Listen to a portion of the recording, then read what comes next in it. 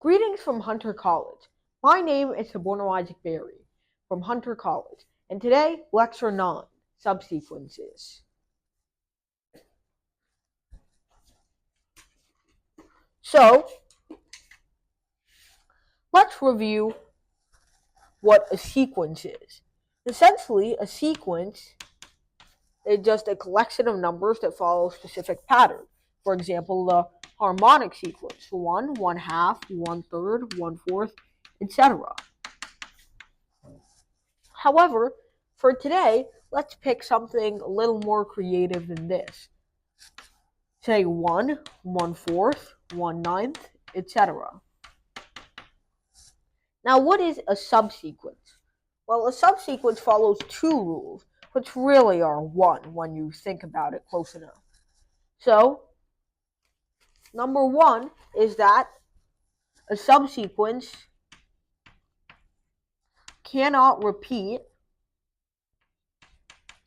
unless the original repeats, and a subsequence must always go to the right.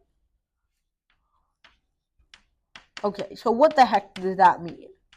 Let's actually start with a subsequence of this. So let's extend it a little bit so we have enough terms for a good subsequence. Okay, yeah, 7 terms is probably enough. So then a subsequence of this would be something like Bn equals 1/9, 1/25, 1/36. So what is something that is not a subsequence? For example, Bn equals 1/9, 1/9, then 1/25. Or another example would be Bn equals 1/9, 1/25, 1/16. These two are not subsequences. So what's a more formal definition of this? A sequence Bn is a subsequence of An, and we're not going to use the notation Bn anymore. It's a little bit too general. Since every term of a subsequence is a term of our original sequence, we're going to use N, capital N. And this essentially represents which term of the sequence we choose to use. The sequence NN, or if you want the letter to be more distinguishable, NK. So the sequence NK is a strictly increasing sequence of natural numbers. 1, 3, 7, 11. So it follows our rule of not repeating and always going to the right, i.e. increasing. So the sequence ANK is a subsequence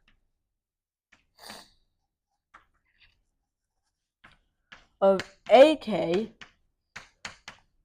if and only if NK is strictly increasing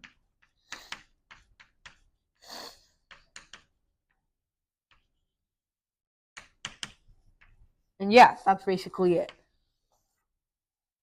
But there's one big caveat, and if you've done coding, you probably can already notice it. Let's say we have our sequence, and I'm going to go with the harmonic one because it's just an example. And now, let's say we have a subsequence. AN1, AN2, AN3, AN4, and so on and so forth. So now here's the thing. Can N4 can AN4 be equal to 1/2? Yeah. Sorry. No, it cannot be. You just said that because of the face I made. Yeah, that's good. So, let's think about it for a second. If AN4 was 1/2, that would mean N4 is 2 because it's the second element. But if n4 is 2 and it's a strictly increasing sequence of natural numbers, and nk is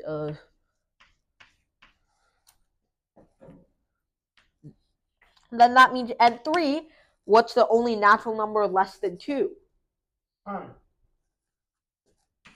But wait, now n2 can't exist. And these are can n1. So, alright, then tell me, what's the minimum value of n4? 1. We just showed that 2 doesn't work because it's a strictly decreasing okay, so sequence. minimum value for n4 is 2, but 2 doesn't work. So what's the minimum value? 3. Okay, let's try 3. 3? What's the next natural number less than 3 is 2. 2. The only choice left is 1. What's n1? So it doesn't work until we put 4. So what's the general case? Well, nk must be greater than or equal to k itself. Otherwise, there is literally no defined value for n1, n2, or however many you leave blank. So, this is the additional caveat that we need to use. Unwritten rule. Alright, so pretty simple, right? Now, let's prove a very important theorem about it. Theorem 2.5.2. A subsequence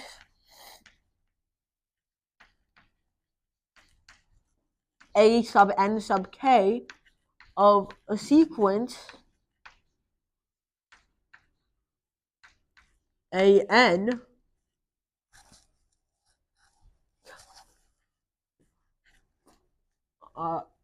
converges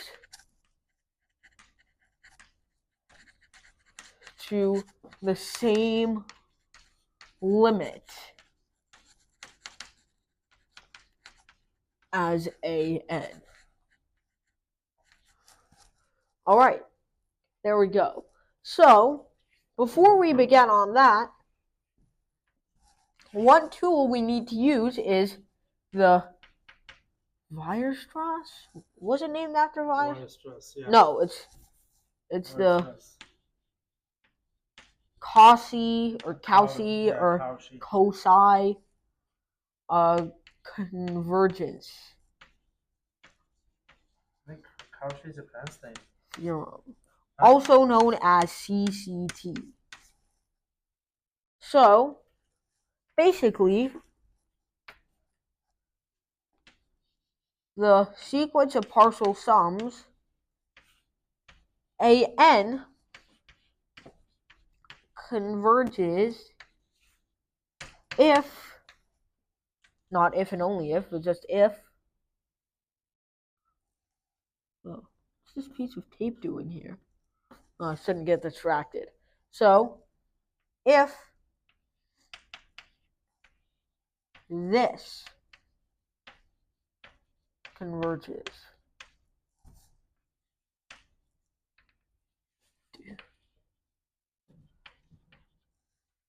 Do you know why? No. Alright. Well, let's say, and this is only true for decreasing sequences, by the way. As far as I know, at least. So, let's say we have the sequence A1 plus A2 plus A3 plus A4 plus A5, etc. So here's what I'm going to do. Assuming it's a decreasing sequence, A2 is greater than A3 or equal to. A4 is greater than or equal to A5, and so on and so forth. So we're going to take A1 plus A2 plus A2 plus A4 plus A4 plus A4 plus A4. Oh, and by the way, not convergence. This is condensation, actually. Condensation, rarefaction. So, and so on and so forth. So, the sequence we get is A1 plus 2A2 plus 4A4 and so on. This is greater than the original sequence given our sequence is decreasing. So, it should be pretty obvious that our sequence will converge. So, that is the essential thinking behind the proof of this theorem. So now, how would we just restate that, but formally? So, if AN is decreasing,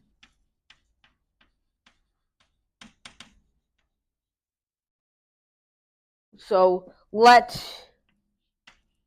some number x be a number between 2 to the n and 2 to the n plus 1.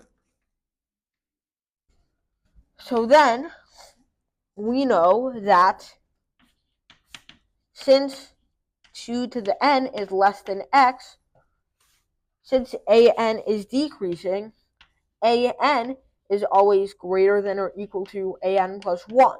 And in general, if A is greater than B, then AA is greater than or equal to AB.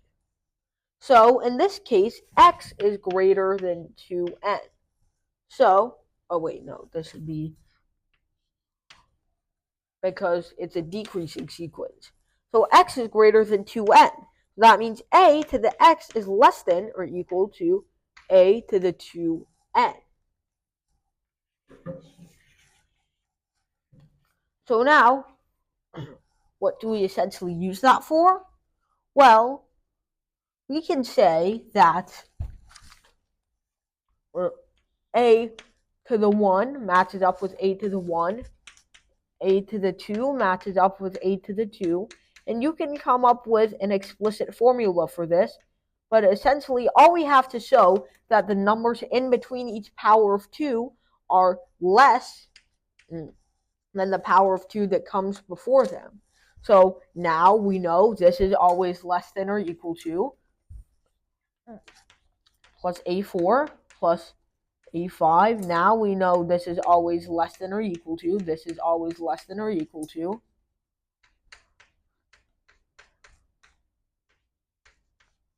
So essentially, now you can rewrite the sum of all terms from k is equal to 2n to k is equal to 2n plus 1 minus 1. You can rewrite the sum of these many terms. This is just less than or equal to 2 to the n times a to the 2 to the n.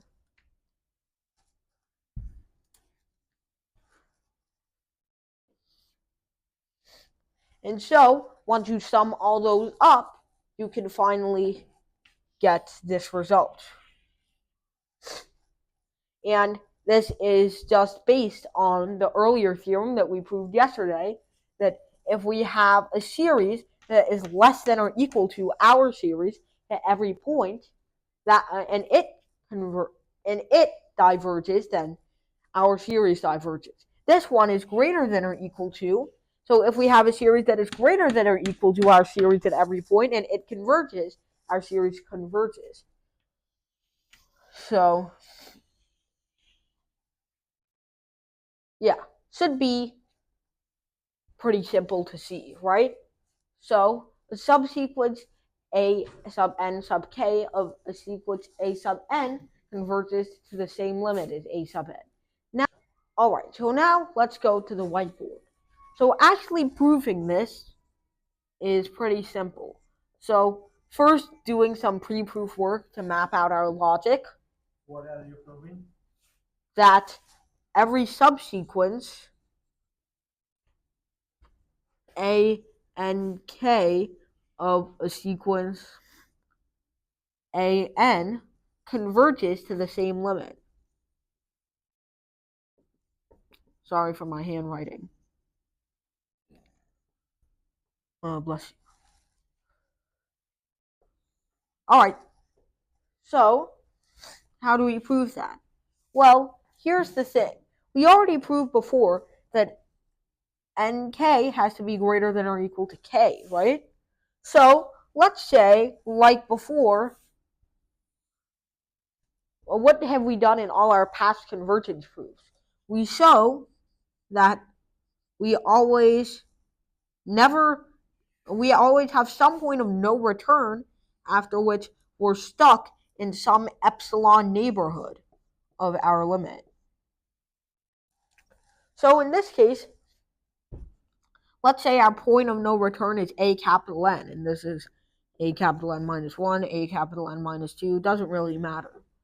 So then, here's the thing. If this is a point of no return, that implies for all epsilon is greater than 0, or for all n, which is greater than or equal to n, an is in our magical little neighborhood. So, here's the thing. What do we know about n sub n and n? This is true. So wait a second. Can't we plug it in here and say that for all n sub n is greater than or equal to n? So that means a n sub n is in v epsilon L. And of course, our subsequence has to be infinite because our sequence is, if we have an infinite subsequence, we're assuming, because if it's not an infinite subsequence, that means it doesn't converge to a limit at all. So that means that we have this. So a n sub capital N, which must exist, is in v epsilon of L. So that means we could prove, even if it's super way off, that there is some point of no return.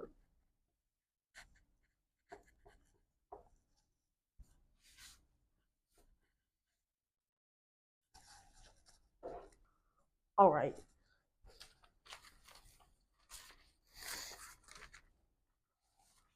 So, all right, give me one sec. Let's try an example. Let's say we have the sequence b2 squared, b cubed, b to the fourth, ... So now, what's a subsequence of this? B squared, b cubed, b fourth, ... But here's the thing that we're thinking right now. Every term here is just every term here, but multiplied by b, right? And by the algebraic limit theorem, let's say this converges to some limit L. We don't know what it is, we just know that it converges. Then by the algebraic limit theorem, since we multiplied by b, we should get BL. But since we know that every subsequence of a sequence converges to the same limit, that means L must be equal to BL.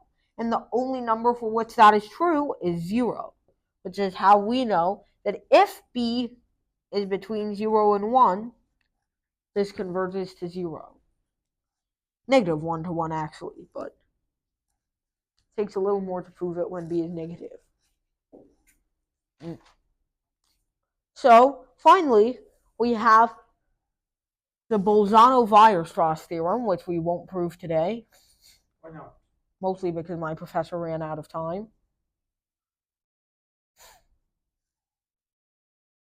And essentially, this is one of the big theorems. So, what does it say? Every bounded sequence has a convergent subsequence. And it seems really intuitive, right? Like, for example, let's say we have every rational number from 0 to 1 bounded, because there's a lower bound and an upper bound. So we just have a bunch of rational numbers right over here, and even more in between the gaps that I haven't filled in, more and more and more until infinity. But since it's countable, it can be enumerated as a sequence. Let's say this is A126, this is A53, this is A24, this is A15, this is A196, this is A31415, this is A129, this is A324, etc. There's absolutely no order we can find. But let's think about it. Let's say we want it to converge to some number in the middle, like 0.5. So we can start off by saying A126 is definitely in some neighborhood of A0.5. Then we did need to find something bigger than A126. Maybe A127 is way out here, so we just have to wait, and looks like A129 is still in here as well. So maybe a bunch of other stuff is littered out here. Doesn't really matter. In fact, A129 gets a whole lot closer. But it doesn't matter. At some point, you will find something greater than 129 in here, right? Because there are infinite. It's not like all of these guys can be the 128 that are missing. In fact, some of them are still littered outside. So at some point, you have to find something greater, which allows you to narrow the interval even more and even more until you found an infinite subsequence that leads to our desired limit, 0.5. But of course, this is a little bit harder to prove, so we'll do that next time.